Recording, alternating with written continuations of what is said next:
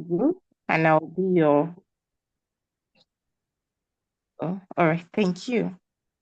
And I'll be your moderator for today's reading on Think and Grow Rich by Napoleon Hill. And today we'll be diving into the very first chapter that talks about desire. And we have our amiable reviewer with us of Princess Omodika. She'll be taking us through this whole book, giving us her experience, what she read, what she learned. And at the end of this whole session, we'll be contributing and we'll also be ready to receive your questions, add contributions, and all.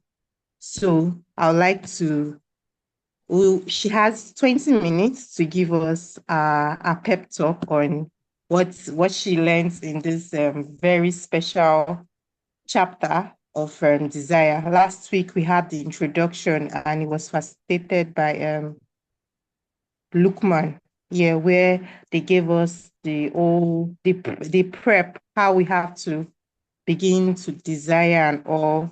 And today we'll be diving into the very first chapter, desire. So at this very moment, I'll be handing over to the virtual lieutenant and Princess Modika to take us through. Thank you. Princess, over Thank to you. you. Good evening. Good evening, everyone. Thank you so much, Mrs. Don't mind me if I can't call this name. I know. I don't want to say. Anyways, first of all, I'd like to thank everybody for this opportunity. Thank you guys for being here and for showing up. And then secondly, I'd like to say I think 20 minutes is actually really very small. A short time to actually go through this chapter, because if you really read this particular chapter, I'm sure if at any point you can't see me, I'm trying to also open that particular this thing. So, like I was saying, I said that if you really read that particular chapter, you would know what I am saying, that it's a lot to soak in, it's a lot to take in at the same time. But without wasting any of our time, we'll go straight to the point. So, like we already know, it's chapter 1, and the topic or the theme is desire. I think Ms. Morada already talked about the author of this very, very intrusive book. So I'll not want to bore you guys with all of that. I'll just go straight into what it says. So the beginning started with him talking about a particular person named Edwin Barnes, and the fact that he worked in a particular company with a particular boss named Thomas Edison. And when this guy had joined this particular company, he had a goal, a definite goal. Like, his goal was not just to come and work. He had a goal to actually work and then be part of, the board. Like, he decided that he was going to start small. That was his goal. But he knew that he wasn't going to stay there. So according to the book, he says that unlike some other employees that came and, their goal was, okay, I don't mind coming here to work, and as long as I get my money, as long as I get paid and all of that, it's fine. But he came with the goal that he was going to be part of the board at that particular company, but regardless of the fact that he doesn't mind if he's going to start small, but his goal was that he would be part of this the board, right? So moving on. The book says, I'll be reading, picking a little bit from the book. So he says that when Edwin Barnes climbed down from the first train, okay, let me know, boy, guys. He says Barnes' desires was not a hope. He says it was not a wish. It was a keen, pulsating desire. It was a keen, pulsating desire. And then I think this is it for like this. It hit home for me, first of all, because a lot of times we really want to have something, really want to get something. We have goals. For me, I think my lifetime goal has always been to lose weight. But reading this particular book and reading this particular chapter, I realized that, and I started asking myself, was this actually a goal or just a desire or a wishful thinking? I remember just saying, oh, I love to lose weight. I remember going through Instagram and just scrolling and seeing a lot of other people that have gotten this done. But when I read this particular chapter, I realized that wasn't a goal for me, but it was just a wishful thinking. I wished I could lose weight, but I didn't think I had it as a goal. Now you guys understand what I'm saying when I read further into this book. So it says that the desire was not new when he approached Edison. It had been Barnes' dominating desire for a long time. In the beginning, when the desire first appeared in his mind, it may have been probably was only a wish, but was more mere wish when he appeared before Edison with it. Before I move on, I want to implore everybody to please open their, to please turn to this. I hope everybody has this particular book that we are reading from. And if you do, please, it's important that we all, we can all open up and then also, fix our eyes on it so that we are all following. Thank you so much. Okay, so he says that it was no mere wish, but when he appeared before Edison with it, he says a few years later, Edwin C. Barnes stood before Edison in the same office where he first met the inventor. This time, his desire had been translated into reality. So at this point, when Edwin had, when Edwin was standing now in the same office where he had once come to before to meet, what is his name? Where he had first come to meet Edison and then proposed this, his dream to him. He said that this time around, he was not just an employee. He was not just one of those staffs. This time around, he was one of the, he was working side by side with the inventor. So he was on board. He was part of the board of directors at this point. Yeah. So I'm not going to bore us with the whole book because I believe we've all read it. But I'm just going to move on to another very key important point. It says that the dominating dream of his life had become a reality. People who later knew Barnes envied him because of the break that life had yielded him. So we already know when, something happens to certain people like me, like I will still use the, what is it called now? The example of weight loss. So there are a lot of people that I look up to and I'm like, hi, man, I wish I'm this person. I envy this person. I am happy for this person. I am very happy for this person and all of that. But at the end of the day, I realized that this person actually put in the work. The person did not just wake up and lose 30 pounds, 40 pounds, 50 pounds overnight. The person actually had a goal, had to stop doing or eating some certain things and had to change or have a better lifestyle. This was exactly what was happening with Barnes and his colleagues at that time. So he said that a lot of them had envied him because of the break that life had yielded him. They saw him in the days of his triumph without taking the trouble to investigate the cause of his success. Now, I think this is where a lot of us need to start. I think this is where the difference starts. One of the things that I think I've heard from, a lot of people or great people that I follow is the fact that when you see somebody that is successful, the first thing that you should ask is, what did this person do to attain this success? It's good. It's beautiful to admire success. It's beautiful to want to say, oh, I like what I see. I think this person is this and all of that. But I think that the first step is actually asking ourselves, what has this person done to, achieve this particular success? What did this person do to achieve success? So moving on, I'm going to jump, a few lines and all of that. It says, it is a remarkable illustration of the power of a definite desire. So he had a definite desire. He didn't just stop at the fact that he said he was going to be part of, these people. He had a definite desire. I want to lose 50 pounds this year. Moving on into this particular chapter, you will see where, this author will go ahead to talk about how you can go ahead and get this thing done, like what you should do and how you should do them. So he had a definite desire. He said he wanted to be part of this board, and then this was what he was going to do. This was how he was going to achieve his goal, and this was when he was going to achieve that goal. So moving on in the book, he said Barnes won his goal because he wanted to be a business associate of Mr. Edison more than he wanted anything else.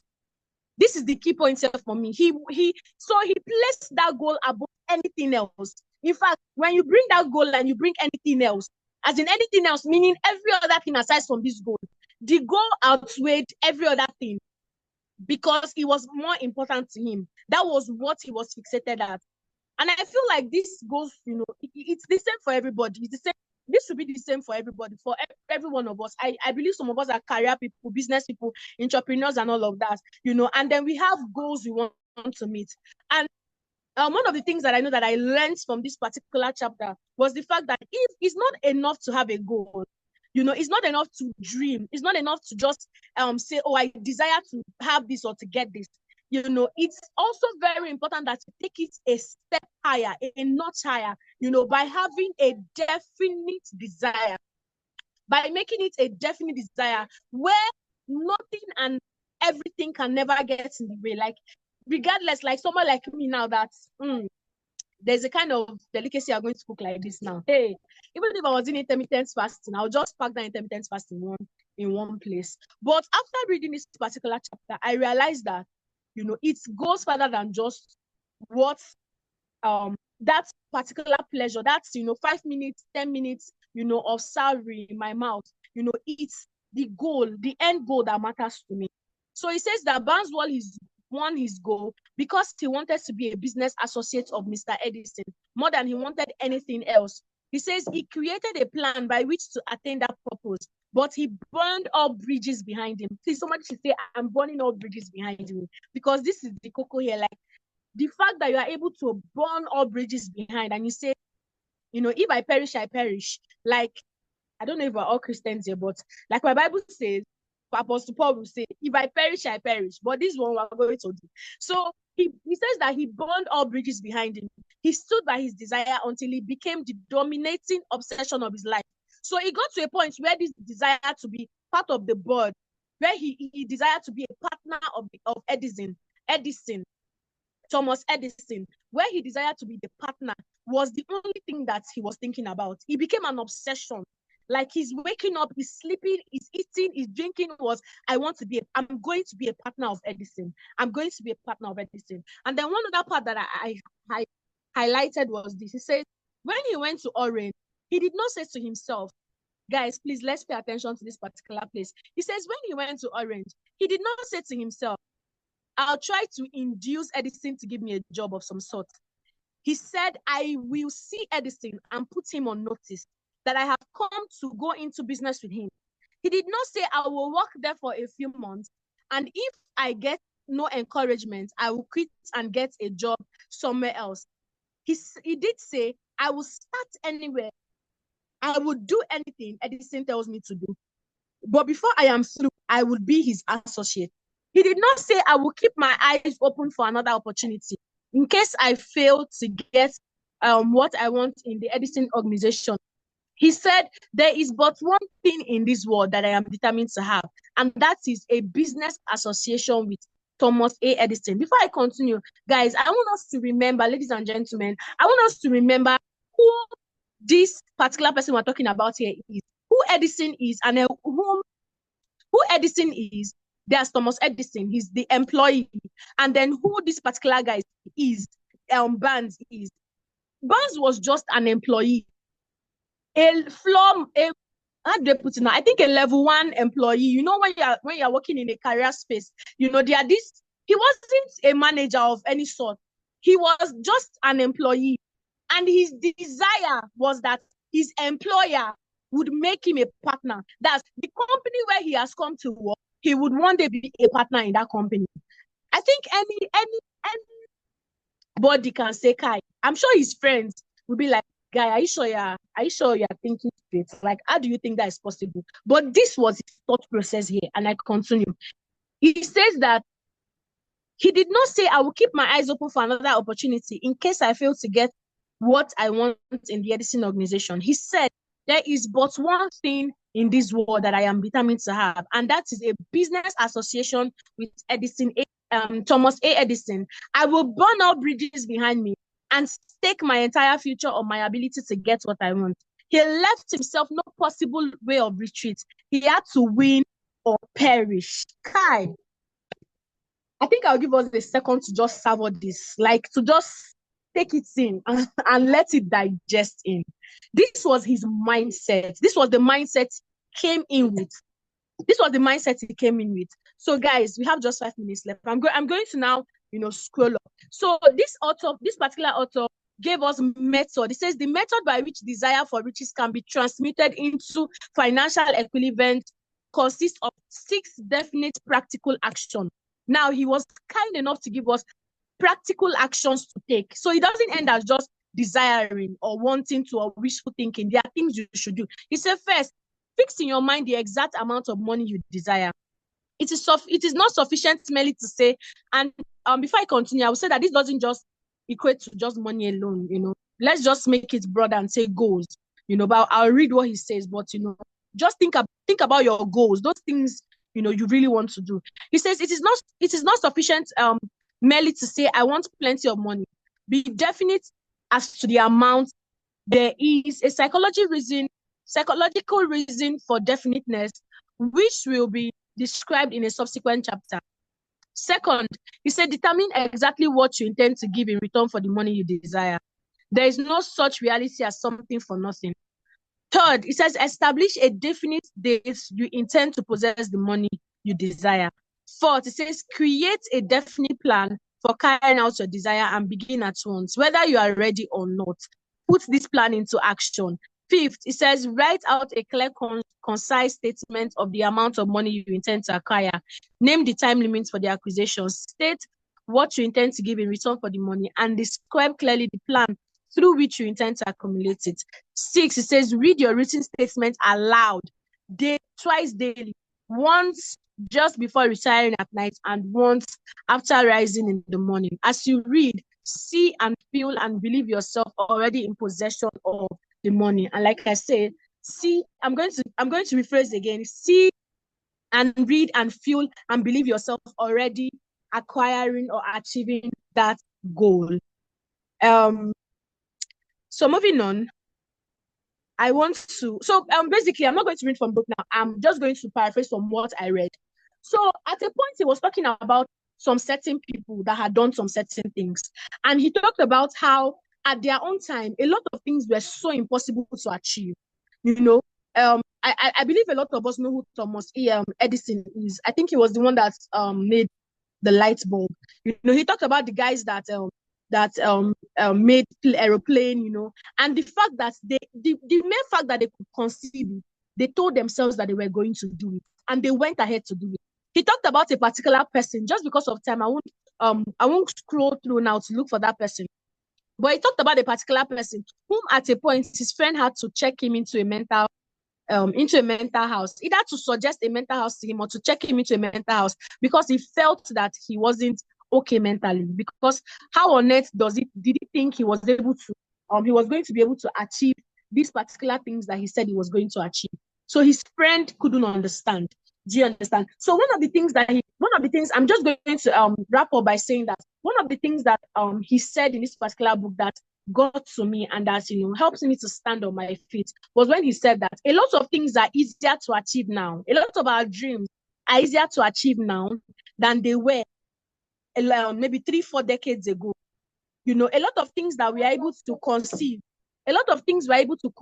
we are able to achieve because civilization has happened.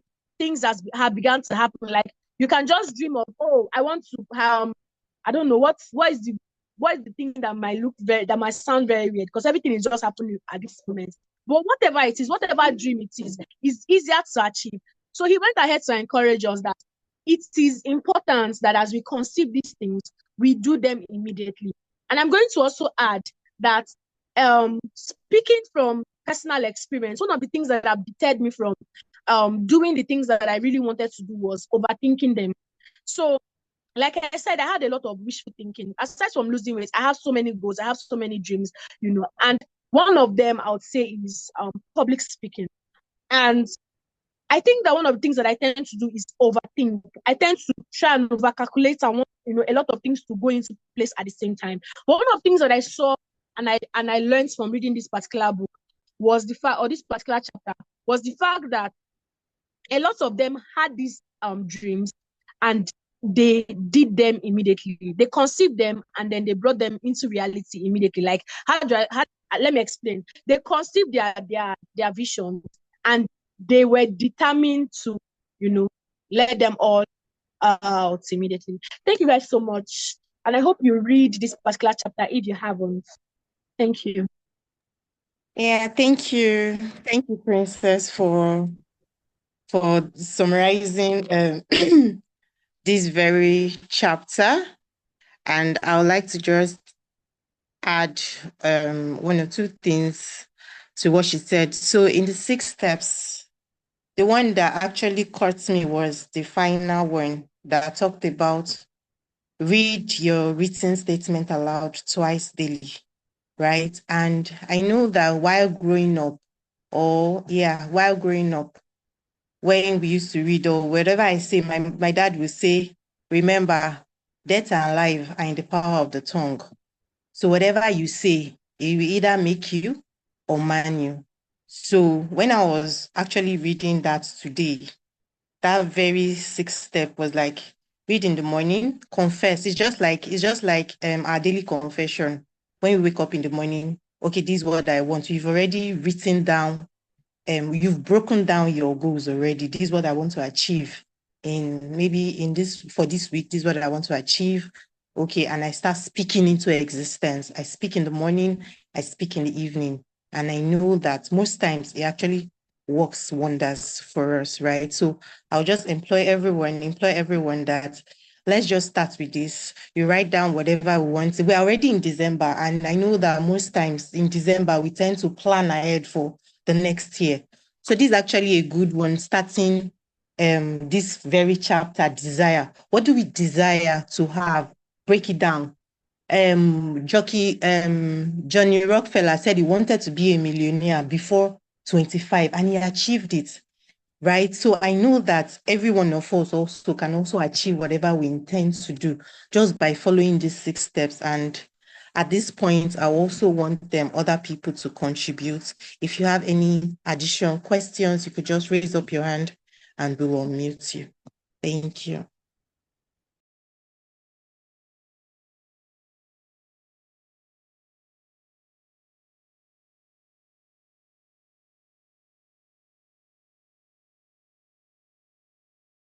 Shambo, go ahead to speak. You've been unmuted.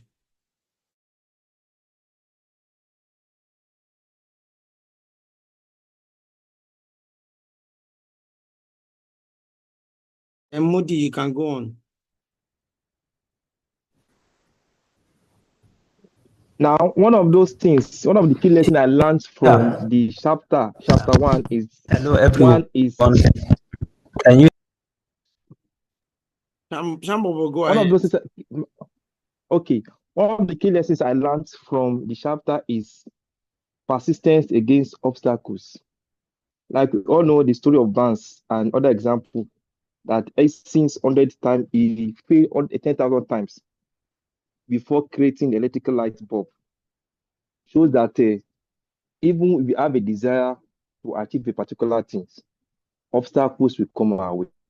But the only thing that can help us to achieve that desire is the persistence. That's one. The number 2 is you have to be definite in our purpose. Barnes was just too definite about what we want to achieve. No matter what comes play, we die here. Is either achieve these things. It's never thought of plan B, because plan B sometimes is a room for failure. So was just too focused that this is what despite the obstacle that comes his way, he was able to stay focused, and end of the day, he was able to achieve his desire. So that the 2 things in addition to what Princess have told us and the practical example she has told us this night, those are the other 2 things that I want to add to what she has said. Thank you.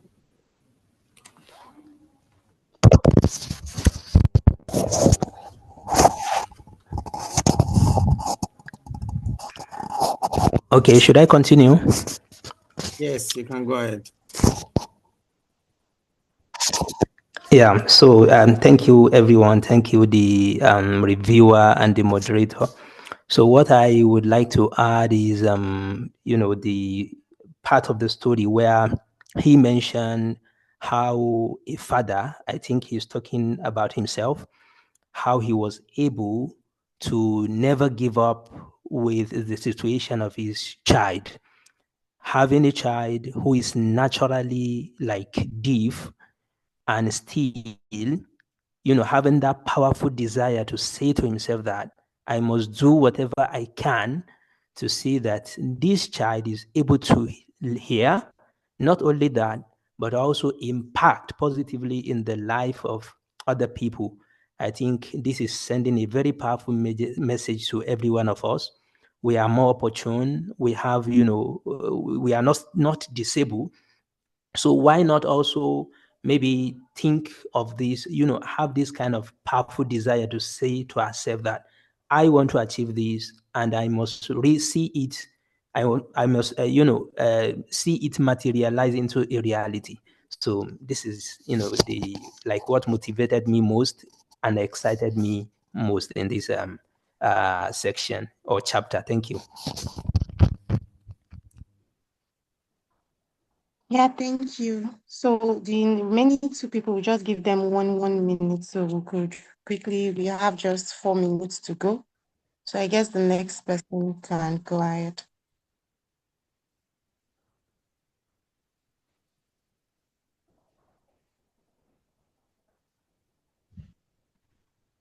Sharifa and Afolabi, you can go ahead to speak. You've been unmuted. Okay, good evening. We can hear Good you, go evening. ahead. Okay. Yes, one of the lessons that I just want to say is the chapter allows one to critically analyze and assess himself or herself to know where is best, or where he can best fit in whatever he wants to do. It allows one to be focused, determined, and see things in a pure and identify things where your qualities lies. With this chapter, one will be able to see that, oh, this is what I should be able to do and excel. If one identifies that early enough, the riches we are talking about is something that one can take easily. So I love the chapter, and it's a go-getter. It serves as a pace setter, and it's also motivates one to want to do without looking back. Thank you very much. Good evening, everyone. Good evening, everyone. Thank you. Another thing I can see other desire is tolerant and open-minded. For any desire to be achieved, you must be able to tolerate whatsoever that will be thrown onto your way. Be it positive, be it negative, you must be able to tolerate it and be open-minded to a lot of opportunities that will be coming up. I could remember my own too when I started my own business. I encounter a lot of difficulty to bring up that business to the top now. But thank God, after all hurdles, after all endurance, I can tell you I lost a lot of money. But because I can tolerate it, I bring it up. And yes, it's going more wider. So what I learned from that same part is your heart of tolerating things, no matter how difficult it is. Thank you so much. Yeah, thank you, Sherifa. Thank you for all the contributions. They were spot on. And like everyone has said, this is actually a good time reading this very first chapter, right? Yep. So plan ahead, and I know that I'll see everyone at the top. And the one thing that Princess also mentioned is that it was about he had to win. Is either he win or he perishes. So I guess if we have that in our mind that we have to win, as we go into our new week, this new week, let's just have it at the back of our mind that we are winning, right? And we should also affirm this word morning and night. And I will see you everyone again next week, same time for chapter 2. And please follow us on all our social media and those, and also our WhatsApp for where we give all the updates. Thank you all and see you same time next week. Have a lovely evening. Thank you.